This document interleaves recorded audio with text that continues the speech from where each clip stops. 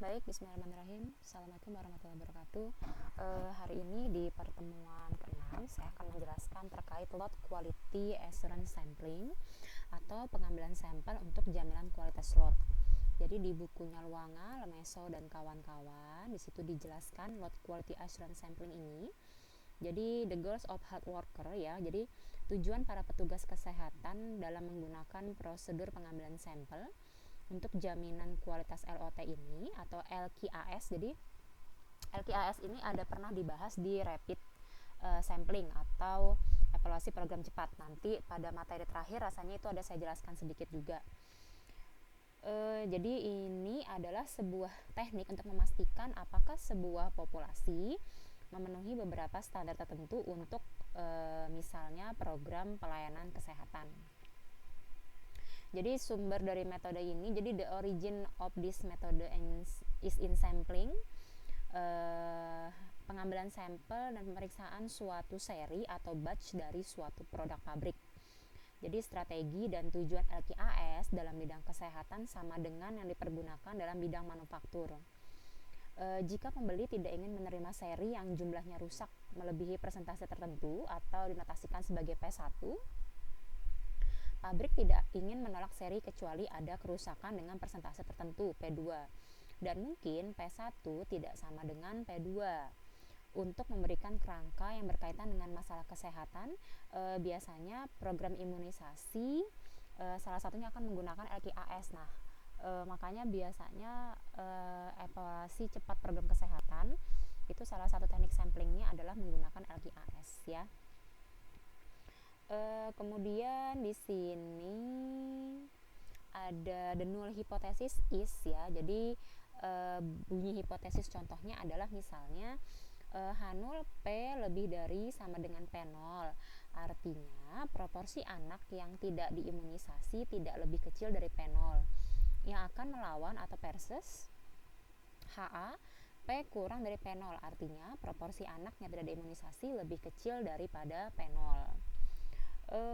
Kemudian kita akan lihat di situ ada table actual population ya, atau kemungkinan hasil pengujian hipotesis dalam prosedur LQAS. Kemarin ada yang tanya, Bu, alfa sama beta sama kah? Beda. Nah, ini kalian bisa lihat di sini. Jadi kita bisa lihat di situ ya, ada decision ya. Kemudian ada kolom not adequately vaccinated, kemudian ada kolom adequately vaccinated. Nah, artinya adalah kolom tidak divaksinasi secara adekuat, kemudian kolom divaksinasi secara adekuat. Kemudian di situ ada yang disebut sebagai uji sensitivitas dan uji spesifisitas. Tuh, 1 dikurang alfa itu sensitivity, 1 dikurang beta itu specificity. Jadi sensitivity itu artinya adalah uji diakui atau sensitif terhadap sedikit cakupan adekuat. Uji cakupan adekuat diakui itu adalah spesifisitas atau 1 dikurang beta. Kemudian di atasnya ada keterangan, beta itu adalah angka positif palsu, alfa itu adalah angka negatif palsu. Jadi ini biasanya dibahas di error tipe 1 dan error tipe 2 ya. Oke, di sini coba kita ada baca nih. Katanya kata si buku, perhatikan gambar berikut ini, figur 8 ya. Di sini diasumsikan bahwa populasi tidak tercakup secara adekuat kecuali jika H0 ditolak. Kesalahan jenis 1 yaitu menerima the lot padahal rusak atau negatif palsu. Kemudian di lain pihak, kesalahan jenis 2, penolakan terhadap lot yang seharusnya diterima, dinilai tidak terlalu berbahaya karena hasil dari keputusan positif palsu akan menjadi alasan untuk meningkatkan cakupan imunisasi populasi. Jadi sebenarnya LQAS ini digunakan untuk menghindari error tipe tadi. Cuman kita tidak bisa mengendalikan kedua error ini. Jadi hanya bisa salah satu, yang mana lebih beresiko itu yang akan kita hindari. Oke, kalau pada Terus di sini ada informasi notasi ya. Jadi P prevalensi populasi antisipasi, N besar populasi, D jumlah maksimum dari sampel kasus 100 dikurang 1 dikurang alfa per persen, tingkat keyakinan atau confidence interval.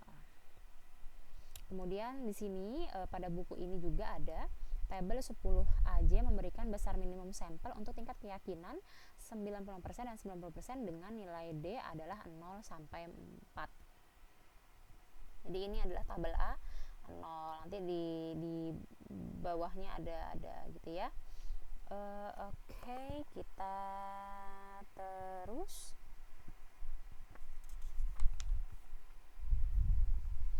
kita masuk contoh 15.1 pada buku ya.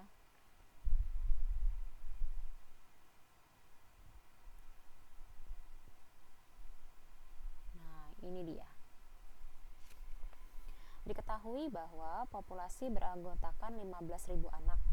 Ditanyakan berapakah besar sampel minimum yang harus diambil sehingga jika ditemukan tidak lebih dari 2 kasus malnutrisi dalam sampel, kita dengan percaya dapat mengatakan bahwa probabilitas 95% bahwa prevalensi malnutrisi di populasi tidak lebih dari 10% ya. Oke, kemudian di sini penyelesaian umumnya adalah the general solution is to determine atau menetapkan nilai N di mana probabilitas untuk menemukan 2 kasus dalam sebuah sampel acak sebesar N dari sebuah populasi berukuran 15.000 dengan 1.500 anak adalah kurang daripada 0,005. Nah, jadi probabilitas diberikan oleh penyelesaian dalam ketidaksamaan di bawah ini. Nah, itu dia sigma 2 X dimulai dari 0 ya, kemudian dalam kurung 1.500 CX 13.500 CN dikurang X dibagi 15.000 CN kurang daripada 0,05. Pada contoh soal ini diperoleh N sama dengan 61. Cara lainnya, besar sampel dapat diperoleh dalam tabel 13H pada perpotongan antara baris berkepala 15.000 dan kolom berkepala 10. Jadi ini sebenarnya kalau kita lihat di halaman sebelumnya ya, kamu bisa lihat di sini.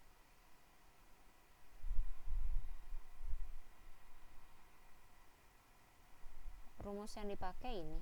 Jadi mana probabil. Nah, ini dia. Probabilitas D itu sama dengan masih ingat notasi C kalau belajar di bab semester 3 teori probabilitas. Nah, ini adalah kombinasi D. Jadi kombinasi D dari N. Nih, where kombinasi D dari N sama dengan N faktorial dibagi D faktorial dikali N dikurang D faktorial ya.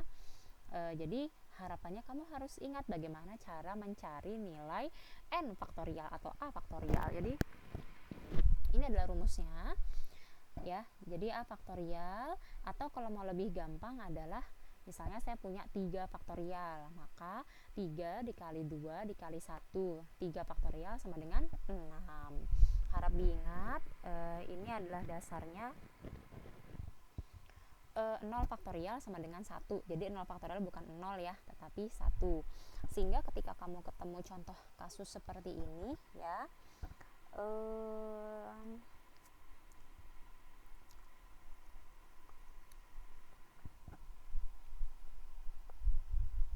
yang ini dia bertanya kemungkinan bahwa kita akan menemukan bahwa hanya satu anak yang tidak diimunisasi ya, one non immunized child in a sample. Jadi satu anak tidak diimunisasi dari sebuah sampel acak yang berukuran 7 dari daerah tersebut adalah probabilitas 1 kombinasi 1 dari 7 dikalikan 0,5 ini 0,5 pangkat 1 dikali 1 dikurang 0,5 pangkat 6. Berarti kamu harus mencari ini dulu, kombinasi 1 dari 7. Jadi N nya tadi 7. D-nya 1. Jadi 7 faktorial dibagi 1 faktorial dikali 7 dikurang 1 faktorial. Coba nanti dicoba apakah mendapatkan 0,0547. Oke, coba di sini kita hitung ya.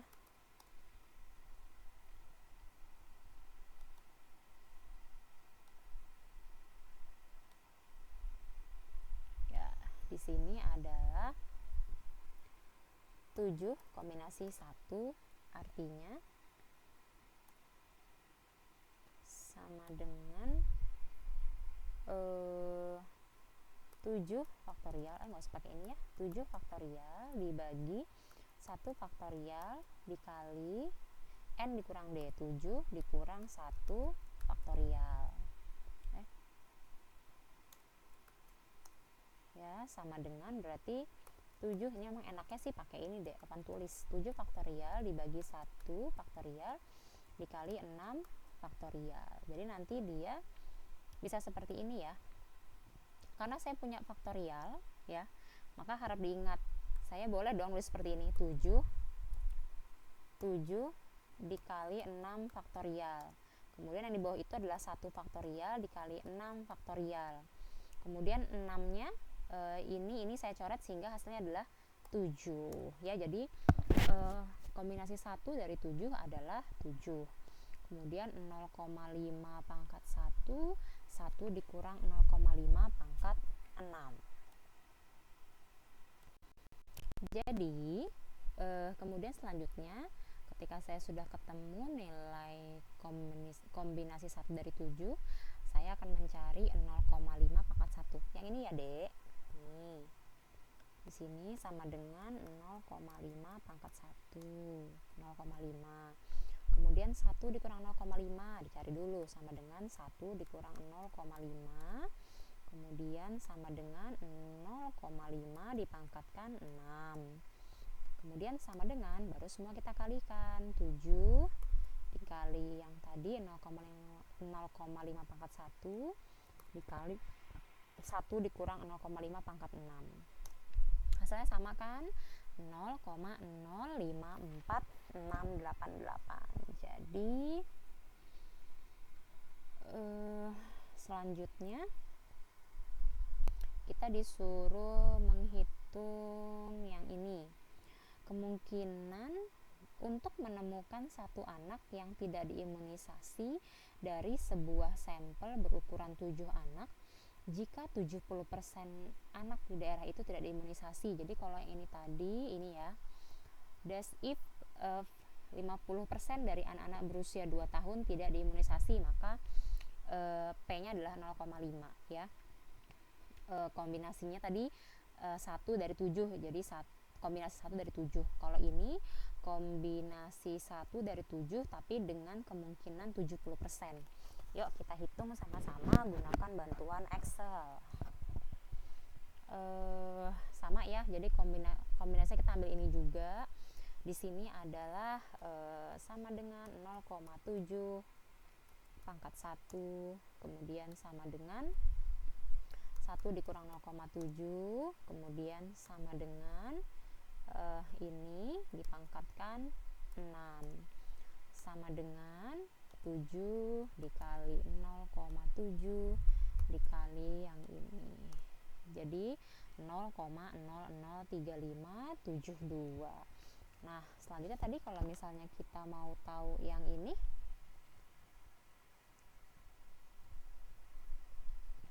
nah ini ya, jadi X-nya adalah 0, N dikurang X, kemudian 15.000 CN.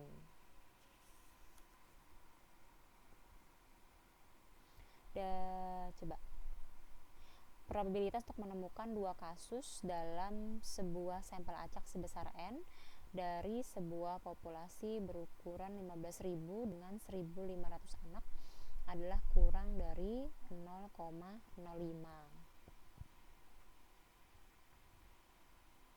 Oke. Kalau di sini kita lihat berarti prevalensi malnutrisi tidak lebih dari 10%, ya. Berarti nanti yang kita cari adalah 0,01.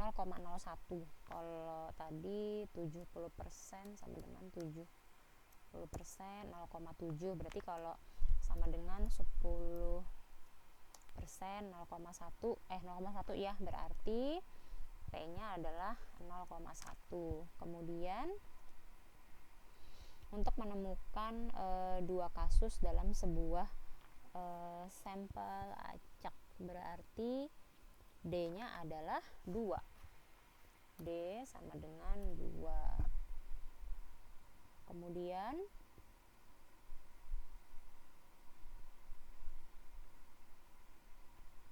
N-nya adalah dari sebuah populasi berukuran 15.000 dengan 1.500 anak. Sebentar, N-nya adalah 15.000. Oke. Untuk sementara itu definisinya, tetapi memang dari buku ini pun memberikan petunjuk bahwa hasilnya adalah N sama dengan 1. Alternatifnya kita diminta melihat di tabel 13H dengan perpotongan baris 15.000, kemudian kolom berkepala 10. Oke, yang selanjutnya kita akan melihat example 15.1.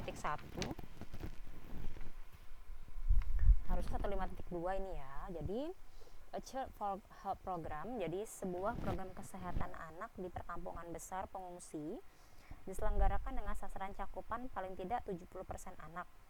Tetapi dikhawatirkan bahwa mungkin cakupannya tidak lebih dari 40%. Berapa jumlah anak yang harus disampel untuk monitor cakupan program yang sedang dijalankan?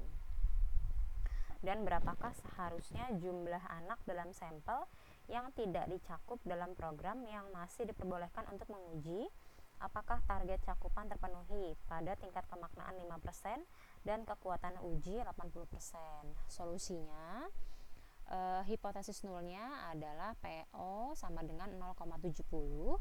Alternatifnya adalah PA sama dengan 0,40 dengan alfanya 5% dan kekuatan ujinya 80%. Ini yang disebut sebagai beta, ya. Jadi the power of 80%. Kita diminta menyelesaikan menggunakan rumus 3 bagian 1. Rumus 3 bagian 1 kamu boleh buka ya. Z1 dikurang alfa, Z1 dikurang beta. Itu ada Z1 kurang alfa, ada P0, ada 1 dikurang P0. Ada PA, ada 1 dikurang PA, ada PA dikurang P0 kuadrat. Itu di ini tadi sebentar, jauh banget ya. Coba kita lihat sebentar. Ini halaman berapa? 27. Itu di bagian 1 deh, rumus 3. Kita tek ya. Kita balik ke sini. Mengingatkan Anda, jadi emang kalau mau bagusnya sih kita tulis kembali rumus ini di papan tulis ya. Hanya saja emang keterbatasan kita ketika menggunakan online ya seperti ini, kita harus bolak-balik ke bukunya. Jadi pakai rumus yang ini, Z1 dikurang alfa, tadi alfanya sama dengan 5%, sehingga nilainya 1,64. Kemudian P0 nya 0,70, 1 dikurang 0,70, 0,3 ditambah tadi betanya Z1 dikurang beta 80%, jadi 0,8416. Kemudian 0,40 dikali 0,60 Z1 kurang alfa ya. Kemudian dikuadratkan dibagi PA dikurang P0 kuadrat. Mohon maaf, anak saya nangis. Oke, jadi tadi kita ketahui bahwa alfanya 5%, mengingatkan saja kembali ya. Jadi sama dengan 5%. Di situ rumusnya adalah diminta 1 dikurang alfa, 1 dikurang 0,05, kemudian sama dengan norm S inverse ya. Jadi Z1 dikurang alfanya adalah 1,644. Kemudian betanya adalah 80%. Kemudian sama dengan 1 dikurang beta sama dengan norm S inverse, probability-nya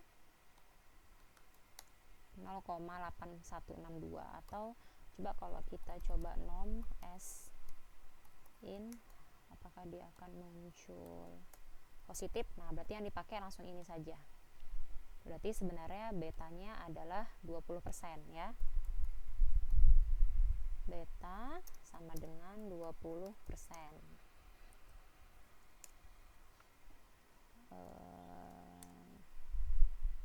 Ini saya hapus. Berarti sama dengan 20 ya. Kemudian sama dengan 1 dikurang, dan sama dengan norm S in 0,8. Nah, ini yang disebut sebagai beta. Kemarin ada yang tanya di classroom, saya lupa menelap Mas Daria. Jadi ini bedanya ya, ini dapat dari alfa, ini dapat dari beta. Itu yang dimasukkan ke dalam rumus. Sehingga oke, baik, kita kembali lagi setelah Anda paham rumus, kita kembali ke LOT ya. Di halaman tadi kalau saya tidak salah 27 apa 30-an. Nah, ini dia.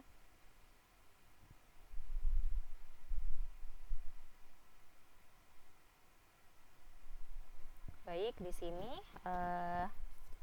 ya, yang ini ya, halaman 28, sehingga dari perhitungan itu diperoleh jadi diperlukan sebuah sampel acak berukuran 15,5 atau kalau dibuatkan menjadi 16 anak dengan menggunakan rumus 14. Nah, rumus 14 tadi yang di sebelumnya kita menghitung probability D ya. Jadi D sama dengan N dikali PO. Jadi sampelnya kita ini nih, yang ini ya. Nih, kan udah ada nih PO-nya, P0-nya 0,7, N-nya 16, Z1 kurang alfa juga sudah ada. Tinggal masukkan rumus aja. N dikali P0, 16 kali 0,70 dikurang, tadi diminta Z1 kurang alfa 1,64 dikali akar NPO dikali 1 dikurang P0. P0 aja ya, mohon maaf. Jadi di sini N-nya 16, P0-nya 0,70.